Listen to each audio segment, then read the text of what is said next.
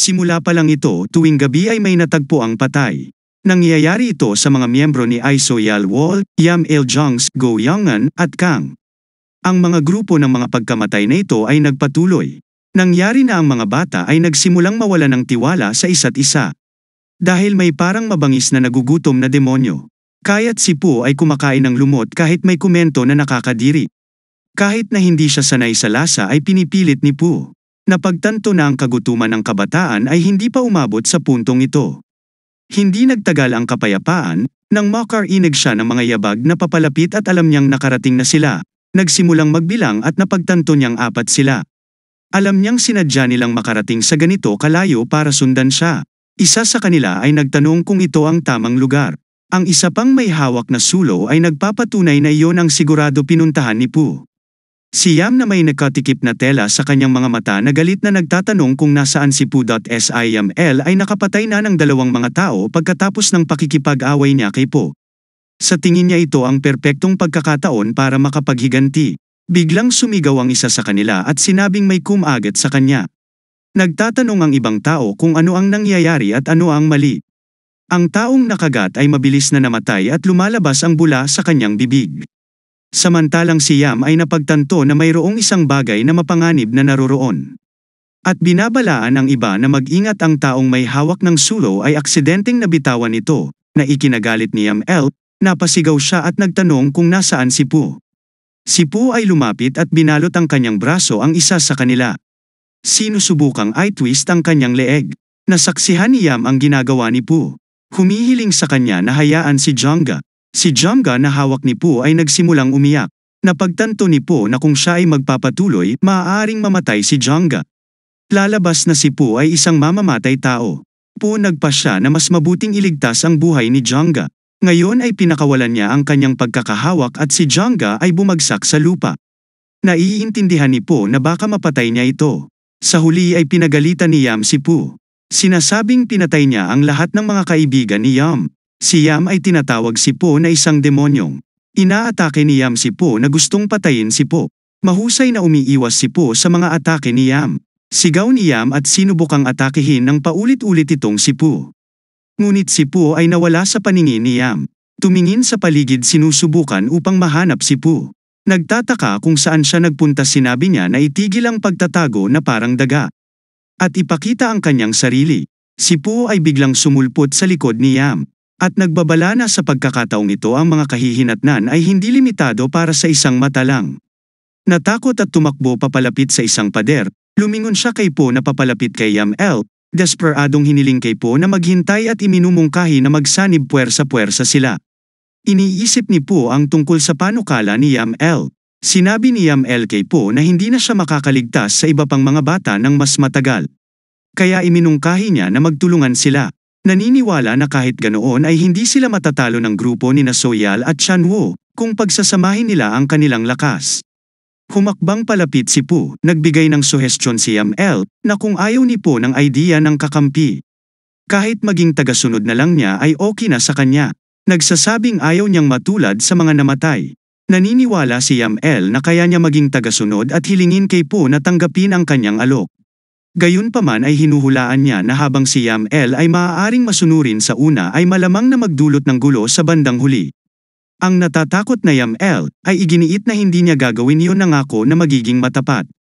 Panumandali ay umupo si Po. Tapos, biglang hinampas ng malakas na suntok ang baba ni Yam El. Sumisigaw sa sakit si Yam El. Pagkaraan ay hinawakan si Yam. Mula sa likod sinusubukang i-twist ang kanyang leeg. Nagmamakaawa si Yam El na patawarin siya. Siya ngunit ay nauwi peran sa pagpatay sa kanya. Bumagsak si Yam El na walang buhay sa lupa. Hinarap ni Po ang walang buhay na katawan na nagpapaliwanag na ginawa niya ito dahil kulang pa siya sa lakas. Habang lumalayo si Po sa pinangyarihan, ang kanyang mga mata ay kumikinang sa pamumula. Bumagsak ang grupo ni Yam Il-jong.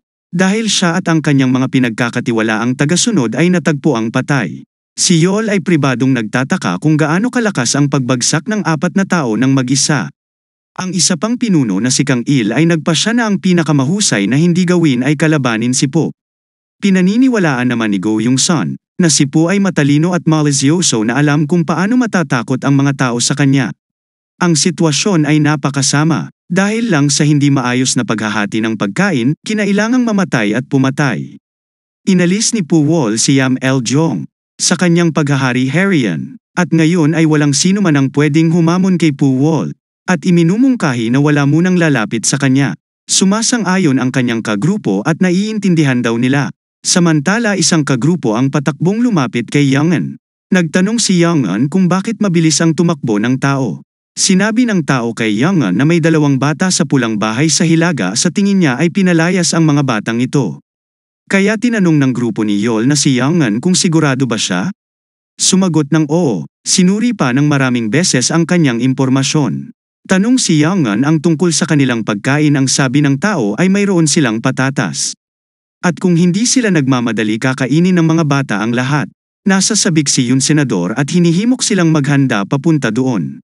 Nag-iisip tungkol sa ideya ng pagpatay ng isang tao para lamang sa isang patatas. Ngunit pagkatapos ay pumayag siya at sinabi sa kanyang mga kasamahan na maghanda. Ang 2 bata ay nakaupo sa hagdan. Ang isa sa mga kasama ni Yang Senador ay nagmumungkahi na dapat manood muna mula sa malayo, ang babae ay kakainin na sana ang patatas. Ngunit naging mailap ang mga kaibigan ni Yang Senador nang makita nila ang patatas, ay sinabihan nila ang isa't isa na patayin ang mga bata at kunin ang patatas. Nang mapansin ng mga bata na papalapit sila, pareho silang nagsimulang tumakbo. Ang mga lalaki ay hinihikayat ang isa't isa habulin ang mga bata at huwag hayaan silang makatakas. Hiniling nila sa mga bata na huminto at bigyan sila ng patatas. Gayunpaman si Yang Senador ay nananatili kung saan siya ay hindi gumagalaw. Binabantayan ni Yang-eun ang kanyang mga tauhan at napagtanto na may hindi tama na nasa masamang posisyon sila. Sumipol ang babae, sinalakay ng mga lalaki ang babae at natamba siya. Sumigaw si Yang-eun na huminto sila.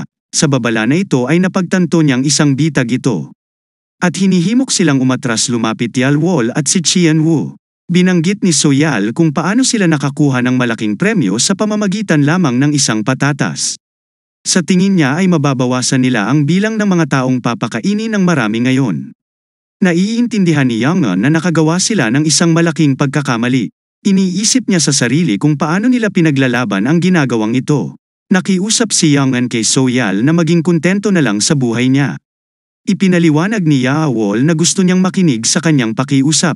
Ngunit kulang sila sa pagkain. Bigong tanong ni Yang-eun kung matutuwa ba siya kapag patay na silang lahat. Lahat ay nagsasabi sa kanya na siya ay malamang na gawin ang parehong bagay kung siya ang nasa kanyang lugar. Inutos ni Soyal kay Chino na patayin ang lahat ng mga batang nagkasala. Sinusubukang protektahan ang kanyang mga tauhan. Ngunit sa huli ay pinapatay sila. Si Soyal ay tumingala sa isang gusali at nakita si Pu na nakaupo sa itaas. Naiintindihan na niya ngayon ang mga labanan. Dito ay nagsasangkot ng paggamit ng mga shortcut sa paligid at matalinong taktika. Ang mga gusali ay dinisenyo sa isang paraan kung paano mahirap makalusot kung may mabuting seguridad. Napagtanto ni Po na ang lugar na ito ay parang hango sa umiiral na sitwasyon. Gusto ng mga lumikha ng lugar na ito na masanay sila at maging komportable sa pagpatay. Maaari nilang plano na gamitin ang mga ito sa isang katulad na setting sa hinaharap. Dahil may malaking mansion dito na malamang na pag-aari ito ng isang malakas na grupo, o ang taong umaatake dito ng walang pag-iingat ay haantong sa malaking kahihinatnan. Kaya't sila ay ginagamit ng mga disposable tools. Sila ay inilagay sa isang kakilakilabot na sitwasyon at ang kanilang tunay na mga kulungan ay sinisira ang mga tool na ito na kanilang ginagawa. Sinanay na maging mga assassin. Ang mga tagasunod ni Soyol ay nakaupo ng magkakasamang nagtatawanan tungkol sa kung paano nila natalo ang mga miyembro mula sa isa pang grupo. Ang isa sa kanila ay pinagtatawanan ang taong sinakal niya, nagsasabing nakakatawa daw siya kapag nabulunan at namatay. Tanong niya. Isa pang kaibigan kung nakita nila ang nakakatakot na ekspresyon ng sorpresahin siya mula sa likuran ay akala nila siya ay kahawig ng isang hedgehog. Na isa pang kaibigan sinabi na napansin din nilang. Lahat sila ay sumasang-ayon na ang kanilang pinuno ay talagang ang pinakamahusay. Si Soyal, proud na tumayo at inanunsyo ang kanilang ganap na tagumpay, ay naniniwala siyang walang maglalakas loob na haminin pa sila ng kanyang mga tagasunod. Kumagalpak sa tawa habang pinagmamasdan sila ni Liman mula sa malayo. Malungkot na tumingin siya sa kanyang mga kamay at naalala ang amoy ng dugo na nakasanayan na nilang lahat sa pagpatay. Nag-aalala siya na hindi maaring kumain ng basta-basta, may mga kamay na nabahira ng dugo ng ibang tao. Umiiyak habang iniisip ang iba pang mga bata at ang kanyang sarili ay napansin nilang lahat ang liwanag na bumababa mula sa kisame. Muli at simulan ang pag-iisip na oras na naman ng pagkain. Ngunit napagtanto nila na medyo maaga pa. Sa sinabi ni Soyal sa kanyang mga tagasunod na magtipon hanggat kaya nila. At lahat sila ay nakikinig sa kanya. Tumingala si Soyal at nagsabi na sa pagkakataong ito makakakain na sila ng marami. Dahil nawala na ang grupo ni Go Yongan. Wala nang maaaring hamati sa kanilang supply.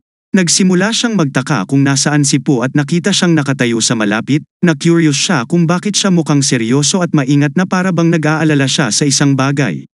Na iniisip niya kung ano ang maaaring nakakaabala sa kanya ng labis. Biglang sumigaw si Qian Wo na hindi makapaniwala sa halip na pagkain ang isiga. Ang mga mandirigma ang bumababa mula sa kisame. Habang sila ay lumalapag sa lupa. Lahat ay natakot ang mga bagong dating na ito ay nagsimulang umatake gamit ang mga sandata na nagdudulot ng gulat sa lahat.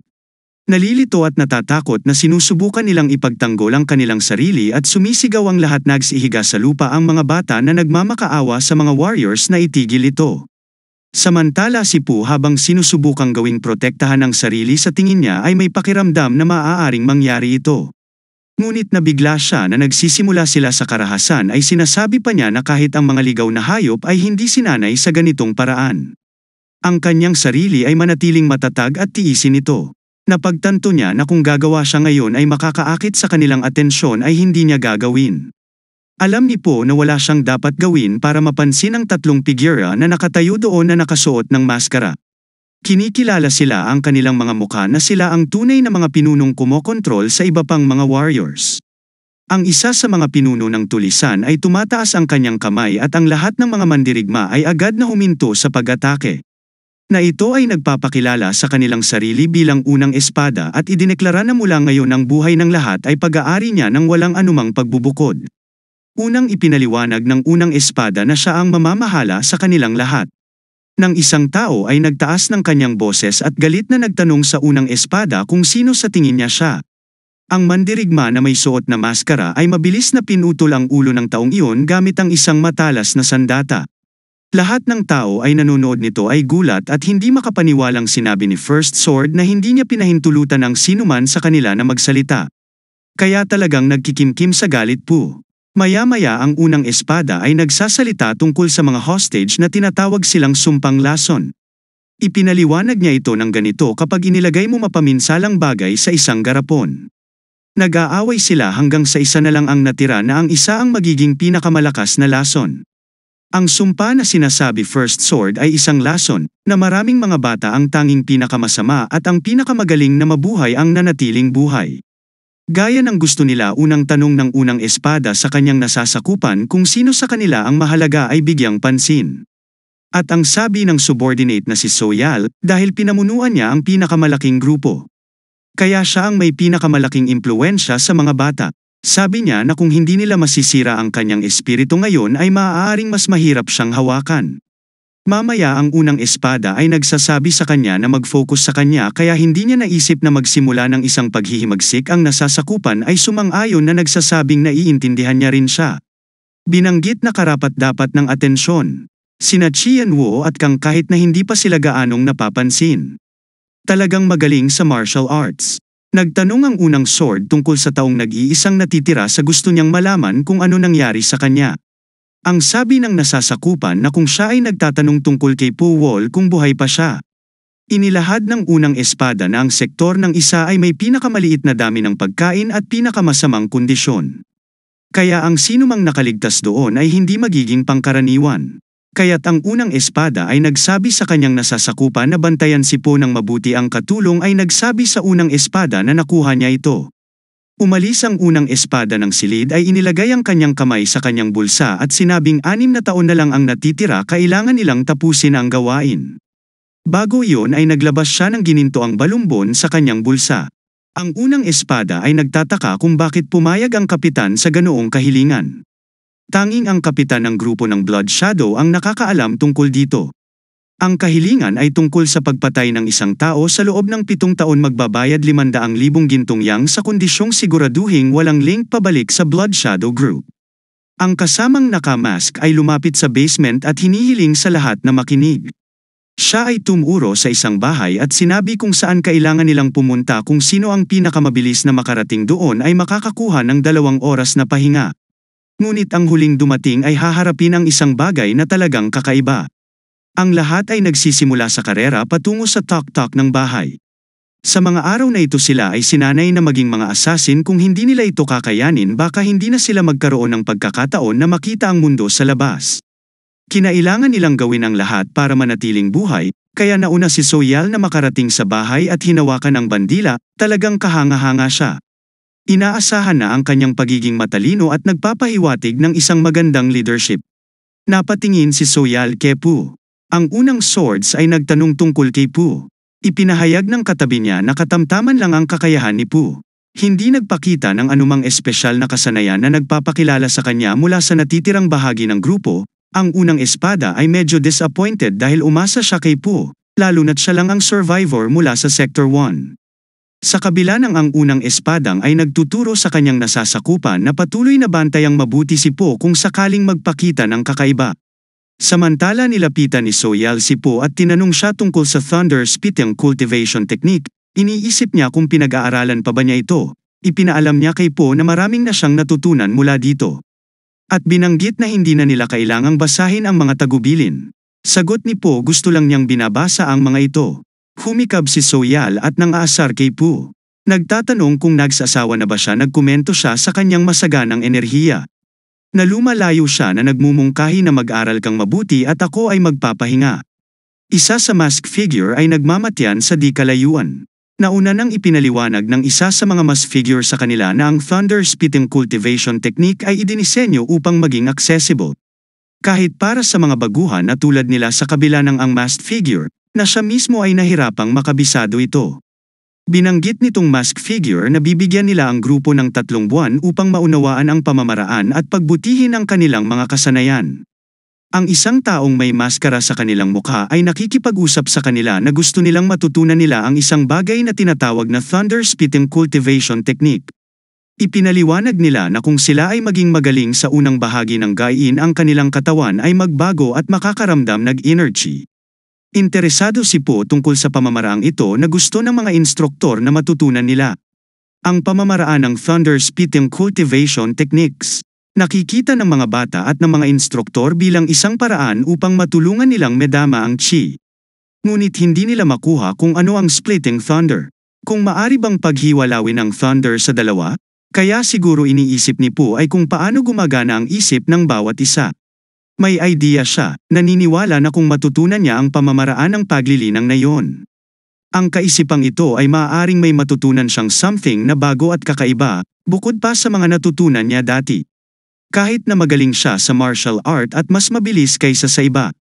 Hindi niya dapat ipakita ang tungkol dito. Dapat niyang itago ito sa kanyang sarili. Sinisiguro ni Pu na hindi siya masyadong mapapansin at maging isang ordinaryo lang. Pero may isang boy na lumapit kay Pu, gamit ang isang matalas na sandata ay nagawang makalayo ni Pu para maiwasang masaktan. Ang itsura ng bata ay mayabang at nagtatanong kung nagawa ni Pu na iwasan ang pag-atake na yon. Napagtanto ni Pu na ang batang ito ay talagang sinusubukang patayin siya. Tinanong ni Pu ang bata kung bakit siya umaatake sa kanya ng ganito. Sumagot ang bata na nagsasabing hindi ito masaya. Kunwaring lumalaban at nagtatanong kung ano ang iniisip ni Pu tungkol doon. Nagtataka si Pu kung totoo ba yun, napansin niya na ang instructor. Hindi sila pinapansin pagkatapos turuan kung paano gumamit ng mga espada, parang walang pakialam ang instructor. Anong nangyayari? Inilabas ni Pu ang kanyang sandata na handang ipagtanggol ang kanyang sarili. Sinabihan siya ng batang umaatake na lumaban ng maayos at nagbabala na kung hindi ay mapupunta siya sa gulo.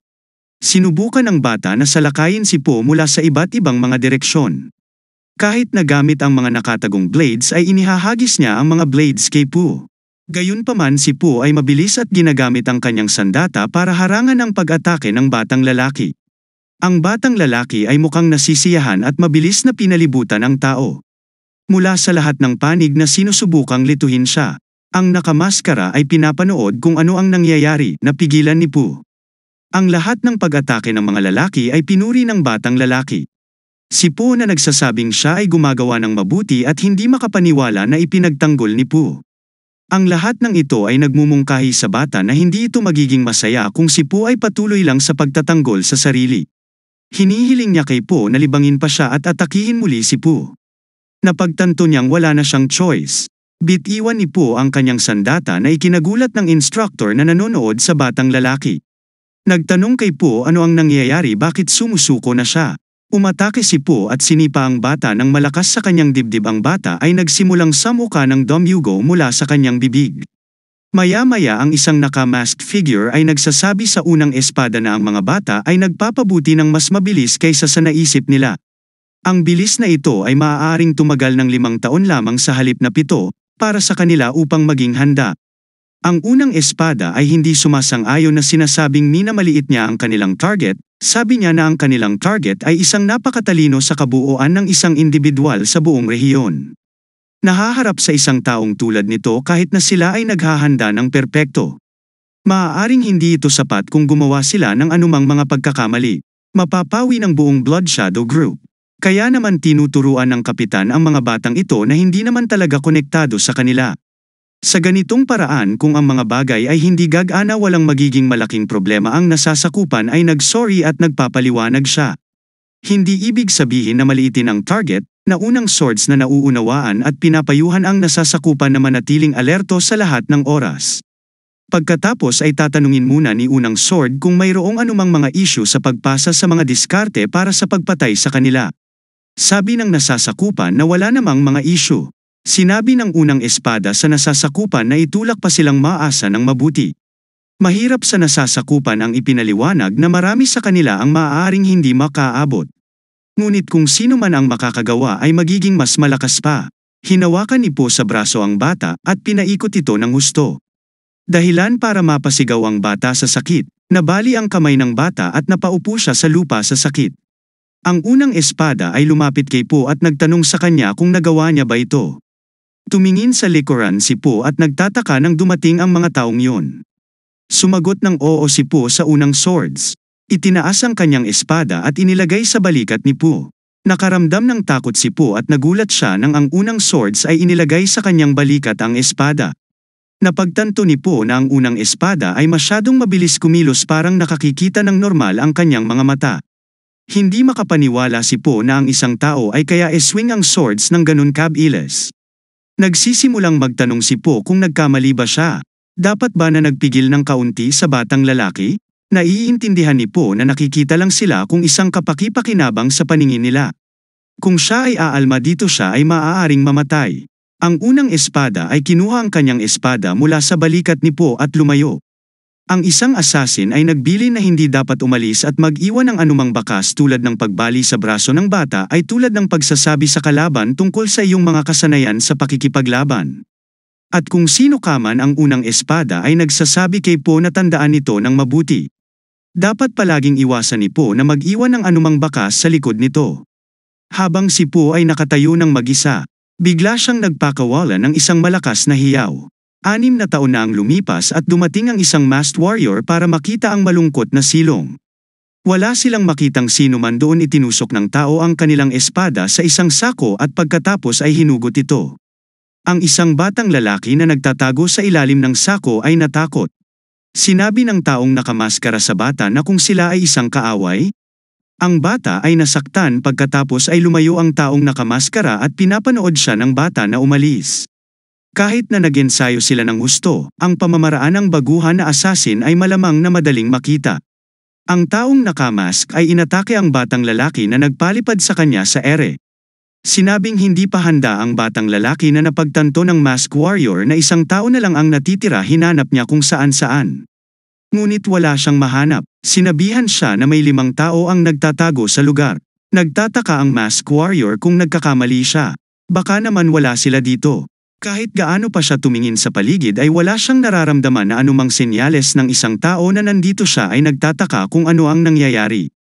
Ibinagsak ng masked warrior ang kanyang sandata sa lupa at malakas na sinabing hindi niya ito mahanap, kaya dapat lumabas ang tao.